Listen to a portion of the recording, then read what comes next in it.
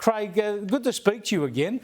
What are your thoughts about this? A group of pubs, 200 no less, telling people what they can and can't celebrate.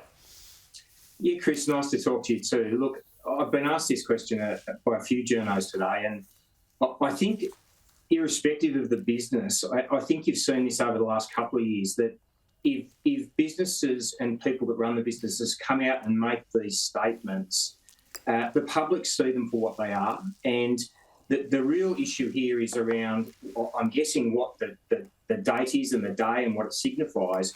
If you want to change that, run for Parliament and change it. Convince your constituents.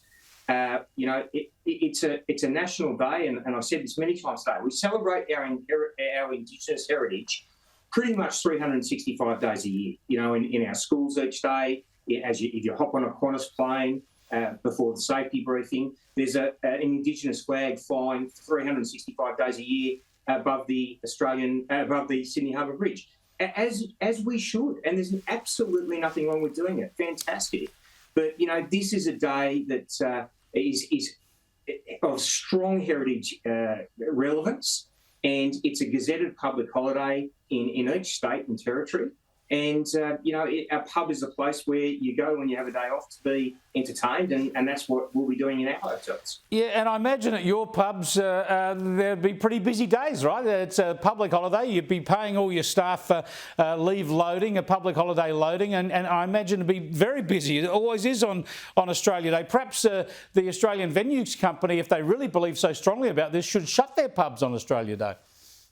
Yeah, look, I'm not going to tell them how to run their business, but you're right insofar as each public holiday that we get, and we're no different to the days you pointed out there. If there's other occasions that we can market and advertise and promote and use to drive trade, we'll grab them with both hands. Yeah. And the other point, Chris, I've made today a couple of times, I think there's a misreading and I think it's your and my generation, about how relevant and popular Australia Day is. I've got 3 kids in their early 20s, and I've watched them pretty much from the time they've left school, and all of their friends are out there pre-Australia Day buying their Australian thongs, their shorts, their T-shirts, their floppy hats, their Australian lilos for the pool, and they're all gathering with friends and spending an afternoon having a barbecue. I really do think it's an extremely popular and significant day amongst that next generation. And I think people that are in business making these calls, I think there's definitely a disconnect with the popularity that sits underneath in the generation following behind. I think you're right. They used to love the Hottest 100 being played on that day too, but the ABC and Triple J have ruined that for them. There has been an update on this late today. It looks like Australian Venues Company has got the message from their customers, because they've put out a statement which amounts to an apology. They say, our purpose is to reinforce community in our venues, not divide it. We apologise for our comments. It certainly wasn't our intention to offend anyone. Whether you choose to celebrate Australia Day or not, everyone is welcome in our pubs, always.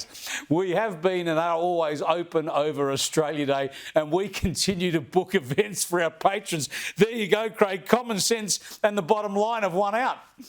Yeah, look, Chris, it was always, as I say, I believe that's the sensible position for all pubs throughout the country. I don't think it's smart to enter the political world, or as you called it, the woke world, or woke view of the political world. And I think it looks to me like sanity has prevailed, and I applaud them for putting their hand up and saying we didn't realise it'd get this reaction and changing tact.